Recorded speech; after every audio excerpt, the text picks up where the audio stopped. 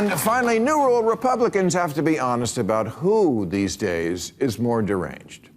They love to invoke Trump derangement syndrome, and there is some of that, but Trump really is doing things when it comes to ignoring court orders and using the Justice Department for partisan goals and deploying the military domestically that no one ever came close to doing before, so I don't feel especially deranged calling that out. During the most recent episode of Real Time with Bill Maher, Maher dedicated his new rule-ending monologue to calling out Trump, MAGA Republican politicians like Mike Johnson, and Trump Press Secretary Karoline Leavitt for their hypocrisy and their pearl-clutching regarding extremism on the left, when at the same time they, unlike the Democrats, empower the crazies on the right. This is an asymmetry that I call out quite a bit, and I appreciate Maher, who enjoys the sympathies of many on the right, many right-wingers and Republicans like Bill Maher. I appreciate that he's using that camaraderie or those sympathies to say, actually, no, the Democrats don't do what you do, and it's not TDS to call it out. But before we unpack all that, if you end up liking this video and you want to support the channel, please be sure to hit the like, subscribe, and alert bells before you go. All right, friends, we have several clips to play from this Real Time with Bill Maher segment. As you know, Maher is a mixed bag for me because I get really annoyed with his culture war takes. I think he is too sympathetic to playing the rights game when it comes to culture war issues. But one thing I've always said that I appreciate about him is that he has no problem calling out Trump and Republicans and dispensing with the false equivalence. He uses that phrase a lot. He calls Republicans out, no, that's a false equivalence. Democrats don't do this, or they don't do it as bad. And I appreciate that. It's one of the few centrists or people who identify as centrists or moderates who actually make that distinction. So I really appreciate the fact that he has not succumbed to the pressure that so many other enlightened centrists have done, which is to say, Donald Trump's not so bad, or, the Democrats and Republicans are just about the same. He has not fallen into that yet. Hopefully he never does. And so let's play some of the other segments from this, or clips from this new rule segment, to see him drive that point home. But having your press secretary say that the Democratic Party's main constituency is made up of Hamas terrorists, illegal aliens, and violent criminals, that's deranged. It is. It is deranged. Okay, so as you recall, we've done multiple videos about this. Trump's official spokesperson, the person who speaks on behalf of Donald Trump and the Trump administration, probably the second most visible person in the Trump administration as far as the media is concerned, she did the, remember when about 10 years ago, Republicans complained about the Hillary Clinton quote about the basket of deplorables, or in a private event, Hillary Clinton, who was not in government at the time, she was a former Secretary of State, she was the Democratic frontrunner, but she was like, listen, if you want to get really reductive, and she said that, if you want to get really reductive, you can probably put half of Trump supporters into what I call a basket of deplorables. And 10 years later, the right still bitches about that, even though, again, she wasn't a government official, and she didn't say all Trump supporters, she just said half, and she admitted that's getting really reductive. Well, you have the official Trump spokesperson, Karoline Leavitt, saying infinitely worse, saying that the Democratic Party's main constituency, that the people that actually support the Democratic Party, the people who comprise the Democratic Party, are pro-Hamas terrorists, violent criminals, and it's just insane. It really is. Imagine a Democratic press secretary like Jen Psaki or Karine Jean-Pierre, both of whom work for President Biden, ever saying something like that. And one of the things I've been pleased by is that in this media landscape where it's so quick to blitz right through one Trump scandal into the next, it's really hard to give them all the enduring attention they deserve. This particular scandal has not gone away, and it's contributed, I think, to a public spiraling by Karoline Leavitt, which we've also discussed in recent videos, as she's getting called out by Hakeem Jeffries and then clutching her pearls on Fox News. Hakeem Jeffries needs to stop calling me names. It's like, no, fuck you. You call everyone you don't like names. And again, if you can dish it out, you should be prepared to take it. And if you can't take it, then don't dish it out. So again, I appreciate Bill Maher, who again has at times very often been too easily susceptible to right-wing framing of culture war issues. He is not letting this go, and I really appreciate that.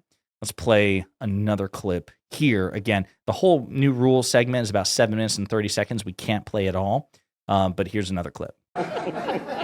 Now, are there dumb, college-age, useful idiots who march for Hamas? Yes, that exists, as does Democrats who stupidly enabled way too many migrants to enter the country. But that is a far cry from the main constituency of the party being terrorists or being illegal aliens. And violent criminals?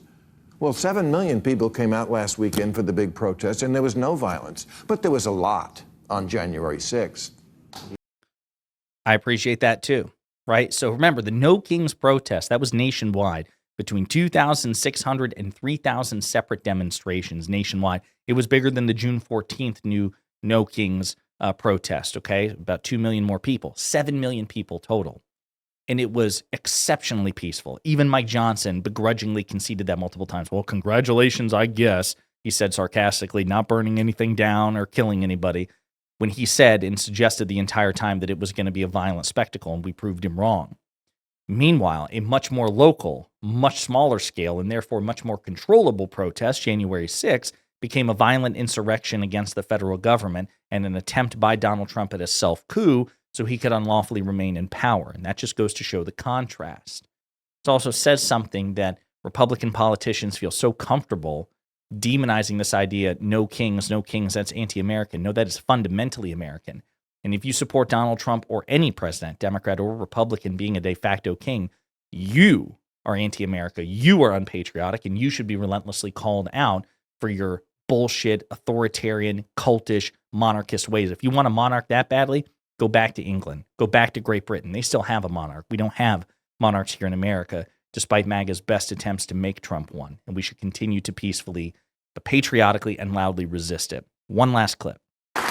So yes, each side has its crazies, and I'll grant you, at least the right has found a place for theirs. Unfortunately, that place is elected government.